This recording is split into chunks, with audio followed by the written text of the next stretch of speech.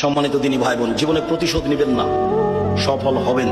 প্রতিশোধ নেবেন না জীবনে, আর কারো বদনাম করবেন না। যা হবে হবে, ধসে যাক, বহে যাক, ডুবে যাক, মান সম্মান হারিয়ে যাক, তাতে আসে যায় না। পাল্টা তার বদনাম করতে রাজি নই। করবো না বদনাম, যা হবে হবে। তার বিরুদ্ধে মামলা করবো না। জমি দখল করেছে,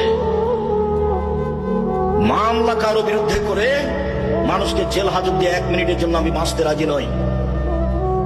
সম্মানিত দিনী ভাই বোন, শুনুন, কিভাবে ছেলে মেয়েকে জাহান্নাম থেকে বাঁচাবেন, শিক্ষিত কিভাবে করবেন।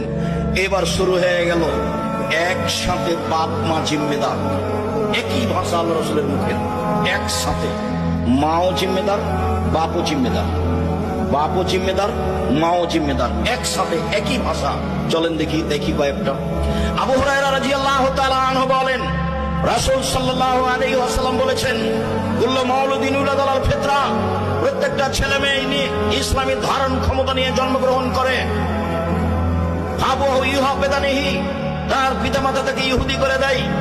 ইমাজ্জিসানিহি, তার পিতামাতা তাকে আগুন পূজক করে তোলে। ইনাসরানিহি, তার পিতামাতাকে খ্রিস্টান করে তোলে। এই ছেলে বসো, ব্যস্ত হচ্ছ কেন তুমি?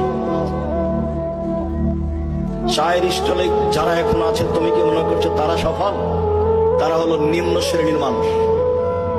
আমি আব্দুর রাজ্জাক বিন ইউসুফ এখানে এসেছি, ও চায়ের স্টলে কেন? আপনি কি বুঝাতে চাচ্ছেন?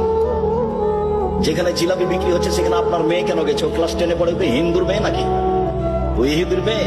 আপনি বাপ, আমি আপনাকে বাপ বলে ডাকতে নিষেধ করেছি, আপনার মেয়ে যেন আপনাকে চাচা বলে ডাকে। চলেন আপনাকে দেখাচ্ছি আজকে।